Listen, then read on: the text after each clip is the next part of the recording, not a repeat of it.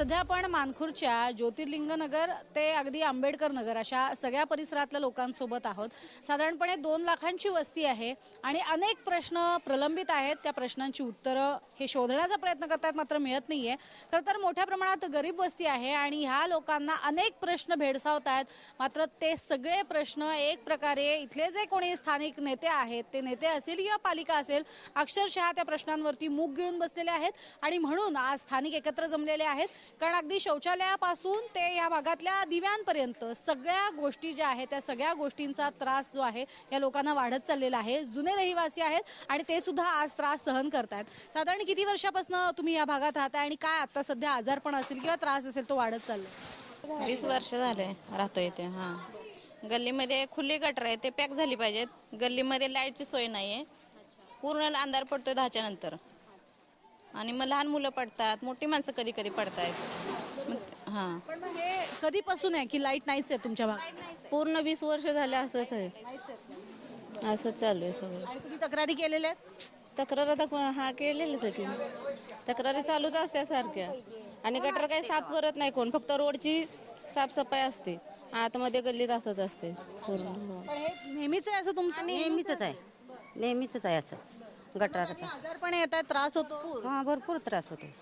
आजारी मुलं पडतात, माणसं आजारी पडतात, कोण दखल घेते तेव्हा? पण मग बरेचसे जुने रहिवासी या भागातले असतील, किती वर्ष तुम्ही राहताय इथं? आम्ही 22-23 वर्ष आहेच इथं राहायला। त्यापासून हीच घरी सोयीच आहे। लाईट बिल 5-5 हजार 10-10 हजार येतात। झोपडपट्ट्यात राहणाऱ्या माणसाला आम्ही भरायची कशानं? पोट भरायचं कधी बिल भरायची? तर हे जेव्हा काहीतरी निर्णय तुम्ही केला पाहिजे सा। सोयी सुविधा किती आहे तुम्हाला? बाकीचे आहे मग येतो बाहेरनं साफ करून जातो। गल्लीत गटार भरलेले बायकांचे तुम्ही लागतं, झगडं होतात, त्याच्यावर निर्णय घेऊ शकत नाही। माणसं खूप आजारी पडतात, पळा दवाखान्यात। हीच सोय आहे, दुसरी इथं काय सोय आहे? कमवता त्याचे किती घालवता दवाखान्यामध्ये? आमची पोरगी पण आजारी होती, आता 30,000 रुपये घातले दवाखान्यामध्ये। 30,000 रुपये घातले दवाखान्यात, एवढं गेलं। पण मग तुम्हाला परवडत आहे एवढा पैसा घालवायचा? काय करायचं, आपलं माणूस वाचलं म्हणजे बस ना, पैशाने लवकर नाही करते का? पण हे पूर्वी होत होतं एवढी आजारपण जे आता वाढली आहेत ना? वेळा कंप्लेंट दिली शाखीत जाऊन गली बनवा म्हणून, एक पण आले नाही बनवायला। मग आम्ही काय म्हणलं, पाहिजे ते मोजवा आणि आम्हाला पॅक गटर पाहिजे। आणि त्याने ती बल्ब नाही टाकलं तर आमच्या लोकांनी बल्ब टाकून बोर्ड लावलं। ही लोकांचं काम आहे ना, बोर्ड राहिला पण लाईट बीट चालू करायची, ही करायची, तर काही कोण करत नाही। ते आम्हीच पदरच्या पैशाने गलीतल्या लोकांनी केली आणि गली आता तर आमची मुलकाची खाली गेली। अशी पोरं बाळा तरी चालू शकतच नाही। ते फैपात नराचं विंदारचं बाथरूमलाही जायचं, बाहेर जायला लागतंय, तर असं मोबाईलची बॅटरी नाही तर साध्या बॅटरी वापरूनच जायला लागतंय। पण मग हे आता एवढ्या दिवसामध्ये आज तुम्ही एवढे जुने राहणारे आहात, एवढ्या वर्षांमध्ये काही सुविधा झालेल्या नाही? साधी आता मूलभूत सुविधा आहे की लाईट असायला हवेत, गल्लीत लाईट पण नाहीये। गल्लीमध्ये बाहेर तर लाईट नाहीच आहेत आणि कचऱ्याचा पण मुद्दा आहे। कचरावाले येतात आणि बाहेरूनच जातात, ते आतमध्ये आलेलं समजत नाही की कचरावाले आलेत। मग ते कचरावाले आतमध्ये पण यायला पाहिजेत ना। कधीपासून आहे हा जो त्रास आहे तुमच्या भागातला, कधीपासून हा एवढा वाढत चाललेला आहे? या 4-5 वर्षात जरा जास्तच वाढलेला आहे। म्हणजे कसं आहे की शिक्षणाचा पण प्रॉब्लेम आहे, जसे गटरांचा प्रॉब्लेम आहे, नंतर कचऱ्याचा प्रॉब्लेम आहे। आता हे मेन लाईनचे गटर त्यांनी साफ केली, पण कचरा बघा या साईडला बाहेर तसाच पडलेला आहे। त्याला उचलून नेणं, त्याला व्यवस्थित कचऱ्याच्या डब्यात टाकणं हे पण त्यांचंच काम आहे ना। हे सगळे कामं ते करत नाहीत। कचरा बाहेर काढला त्यांनी, गटर साफ केलं, पण गटरचा बाहेर कचरा राहिला त्याला कोण उचलणार? म्हणजे एक साफ करून दुसरं घाणच केलं ना त्यांनी, ते पण तर साफ करणं गरजेचं आहे ना। प्लस शिक्षणाचं असं आहे की बघा इथे म्हणजे जवळपास ज्या शाळा आहेत, म्हणजे पटरी क्रॉस करून जाण्या अलीकडच्या म्हणजे इथल्या एरियातल्या शाळा ज्या आहेत तिथं म्हणजे ग्राउंड नाही आहे मुलांना, अशा व्यवस्थित सुविधा नाही आहेत, त्यांना मान्यता नाही आहेत। मग आता चांगली शाळा हवी, जशी की मातोश्री आहे, नंतर नूतन विद्या मंदिर आहे, तिथं जायचं तर मग आत्ताशीच स्कायवॉक बनलेला आहे, एकदा जस्ट बनला आहे। त्या अगोदर माणसांना पटरी क्रॉस करून जावं लागत होतं। रिक्स नाही आहे का? रिक्स घ्यावा लागत होता। प्लस मातोश्रीच्या इथं जाताना इथं फुटपाथ नाही आहे, हायवे पडतो, कितीतरी अपघात होतात, तिथे चोरीमारी होते, चेन स्नॅकिंग वगैरे भरपूर काय म्हणजे असे प्रॉब्लेम्स होतात। अशा दुपारच्या वेळेला तर लेडीज वगैरे त्या साईडला जाऊ नाही शकत।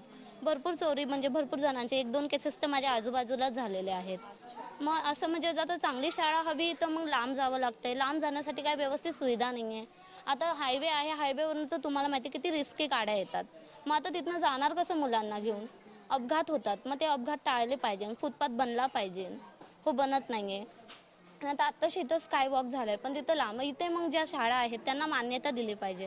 मराठी शाळेंना मान्यता नाही आहे. इथेच आमच्या जवळपास एक बालविकास हायस्कूल आहे, त्याला सुद्धा मान्यता नाही आहे व्यवस्थित. त्याला तर गार्डन तर नाही, पण व्यवस्थित असं त्याला थोडंसं असं राऊंडली म्हणजे थोडंसं असं मुलं उभी राहण्यासाठी असं तरी जागा पाहिजे. एक साधेसे थोडेसे आपण पीटी वगैरे घेतो, हे सगळे खेळ मुलांना कधी कळणार? मग असं ग्राउंड नाही आहे म्हणून हे पीटीचे प्रकार वगैरे काय होत नाही. मग हे सगळं कोण करणार? एक प्रकारे दुर्लक्ष आहे संपूर्ण परिसराकडेच. पण जुने रहिवासी आहात, म्हणजे इथे आल्यानंतर जेव्हा दलदल होती सगळी, पूर्ण आसपास काहीही डेव्हलपमेंट नव्हती, तेव्हा तुम्ही आला असाल काहीही नसताना, आणि आज एवढ्या सगळीकडे सुविधा होत आहेत, तुमच्याच इथे का बरं सुविधांची मारामार आहे? आता काय माहित कधी सुविधा त्यांची होते कधी नाही, काय माहित. सध्या परिस्थिती काय आहे तुमच्या इथे? आजारपण वाढली आहेत लोकांची, काय त्रास? वाढलेत म्हणजे आता सध्या माझी मुलगी, आता मी काल सोडून दवाखान्यात आणली, 15,000 भरलेत. औषधाचं वेगळंच, डेंग्यू मलेरिया झाले. माझ्या समोरची एक केस, एक मुलगी ती वाप झालेली आहे. मग ते असल्या कामावर तुम्ही महानगरपालिकेच्या वाल्यांची किंवा दुसऱ्या माणसांनी तुम्ही अक्षरावर लक्ष द्या ना. चोरीच्या लाईटी ती तुमच्या लोकांचं काम आहे ना. बॉक्सात येऊन चेकिंग करायचं, मीटर कसं चालतात कसं नाही, बंद आहे चालू आहे ते तुम्ही चेकिंग करायचं. आम्हाला जी चोरीची लाईट वापरतात त्यांना बिल तुम्ही 300-200 देताय, आणि जी इमानदाराने मीटरच्या लाईटी वापरतात त्याला 3,000, 4,000, 5,000, 30,000 आणायचं कुठनं? रिलायन्सवाले पण इथं आहेत राहायला. मग रिलायन्सवाल्या म्हणजे जे ऑफिसमध्ये जे बसतात त्यांच्या घरी AC असते, वॉशिंग मशीन असते, ती किती बिल भरतात, आणि ती बिल भरताना त्यांना काय वाटतं? मग आम्हाला तर झोपडपट्टीला आम्ही राहतो म्हणजे आम्हाला ही बिल भरताना काय वाटतं?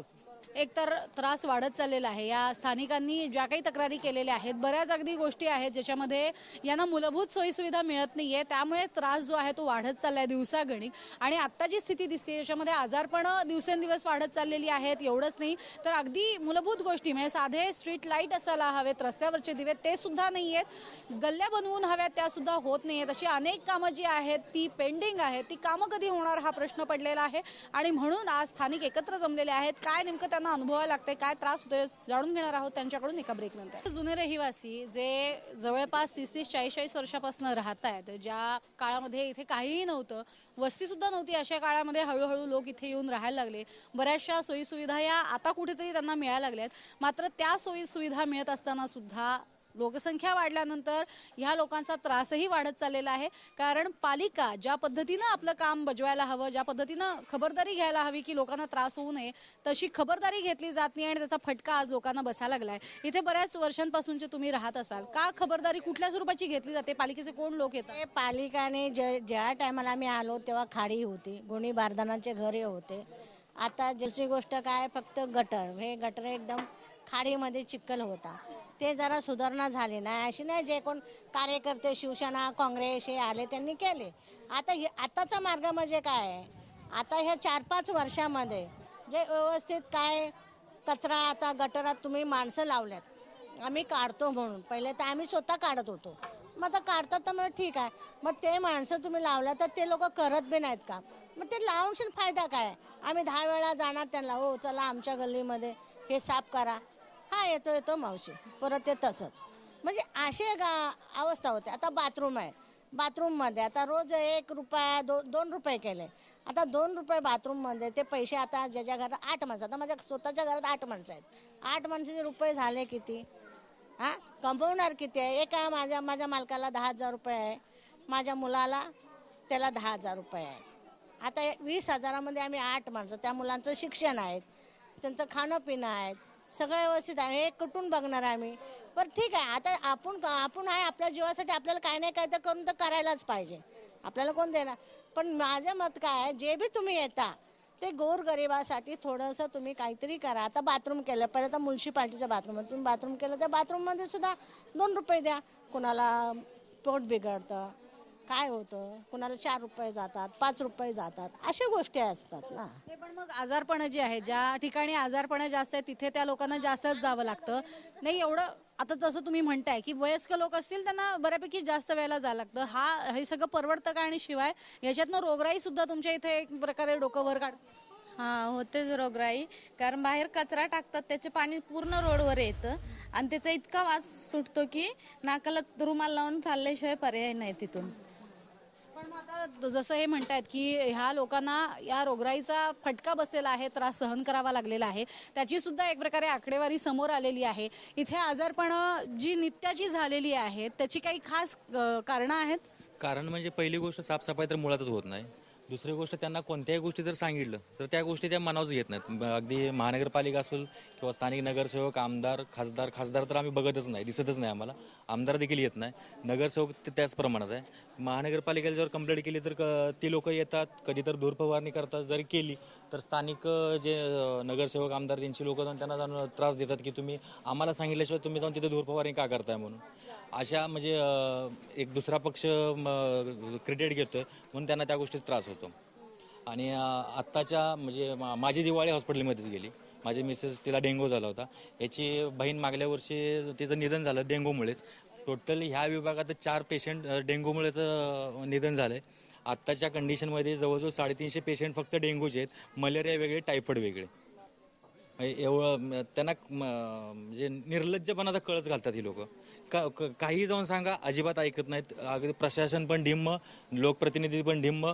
चला ठीक आहे, तुम्ही मारा, आम्ही आहे ते सांभाळायला. अशा पद्धतीचं चालले राजकारण. हॉस्पिटल तरी आहे की जे पटकन जावं बुवा? सरकारी दवाखानाच नाहीये. एकतर शताब्दीमध्ये पण सोयीसुविधा नाही. तर परत सायन हॉस्पिटल, सायनला गेलं तर मग जेला घेऊन जावा, असं सगळं टोलवाटोलवीच असते ते. स्थानिक पण मग तुमची म्हणतायत असं स्थानिक प्रतिनिधी जे आहेत ते इथे ज्या स्वरूपात कामं व्हायला हवी तशी होत नाहीत. स्थानिक लोकप्रतिनिधी फिरतात इथे या भागामध्ये? कधी फिरलेले आहेत, आलेले पाहिले तुम्ही? कधीच नाही. निवडणूक जवळ आली की तेवढ्यापुरती येतात. बरोबर, असं काही कोण फिरकत नाही, बघायला येत नाही, काय नाही. पण निवडणुकांच्या दरम्यान तर सगळ्यांना पाहता तुम्ही, येतात इथे सगळेजण, सगळ्या पक्षांचे लोक येत असतील. काय आश्वासनं, काय स्वरूपाची आश्वासनं मिळतात तुम्हाला? फक्त या मत द्या आणि जावा. आश्वासनं देतात, सगळी स्वच्छता करतो, तुम्हाला काय पाहिजे ते देतो आणि परत 5 वर्ष झाली की इकडे येतच नाहीत. पण हे तुम्ही आता इतक्या वर्षामध्ये अनुभवताय, काही स्वरूपाची मदत तुम्हाला होत नाहीये कुठल्याही स्वरूपात? होत नाही, आम्हाला अजिबात फरक पडत नाही त्यांचा आणि त्यांच्या बोलण्याचा काय संबंध येत नाही आमचा. फक्त मतं घेतात आणि जातात. पण तुमचा वापर तर करून घेतात ते सगळे? फक्त वापर करून घेतात. हे करतो, ते करतो, ते करतो, पण काय करीत नाहीत. झाडा आम्ही लोक जाऊन मत देऊन येतो. झाडात लोक जाऊन, पब्लिक सगळं जाऊन मत देऊन येतो. काय आपल्याकडचं सोयीसुविधा करीतच नाहीत. हे ठरलेलंच आहे. पण मग इतक्या वर्षांचा अनुभव आहे तरी पण सगळे मतदानाला अगदी न चुकता जातात इथले? जातात ना? चांगलंच करायचं ना, आपलं कर्म आपण चांगलंच करायचं. त्यांनी नाही केलं तर आपण काही मत देणार नाही का त्यांना? देणारच ना. तुमची जबाबदारी चोख पार पाडता, समोरचा पाडो अथवा न पाडो, तुम्ही आपल्या मतदानाला जाता न चुकता? हा, जातो मतदानाला. गावाला असलं तरी मतासाठी मुंबईत येतो, मत बुडतंय म्हणून. आणि मत दिलं की त्यांनी 5 वर्ष काय त्या एरियाकडे बघायचंच नाही, तवर पाया पडायचं आमच्या. पण आम्हाला 5 वर्ष पाया पडायला पाहिजे, तरी पण आमचं काय सक्सेसफुल काम होतच नाही. ह्या एक प्रकारे वापर झालेला आहे इतक्या वर्षांपासूनचा, जो लोकांनाही माहिती आहे की एक प्रकारे वापर होतोय. पण दुर्दैवानं ज्या स्वरूपात कामं व्हायला हवी ती कामं होत नाहीयेत. बऱ्यापैकी आपल्याला मराठी वस्ती जास्त पाहायला मिळतेय, पण त्या मराठी माणसासाठी सुद्धा आज काम होत नाहीये. हे दुर्दैव आहे. मराठी माणसासाठी गळे काढणारे बरेच जण आहेत, पण जेव्हा खरी गरज पडतीये तेव्हा मात्र काम होत नाही. आज जी काही आजारपण या लोकांच्या मागे लागलेली आहेत किंवा जो त्रास होतोय, ज्या मूलभूत सुविधा आहेत त्याच्यासाठी जो काही झगडा होतोय, त्यावर सुद्धा आज एक प्रकारे उत्तरं जी मिळालेली आहेत ती समाधानकारक नाही आहेत. काय स्वरूपाची उत्तरं त्यांना मिळत आहेत जाणून घेणार आहोत एका ब्रेकनंतर. पाठपुरावा केलेला आहे आणि तो पाठपुरावा काय स्वरूपाचा आहे हे जाणून घेणं सुद्धा तेवढंच गरजेचं आहे. कारण वारंवार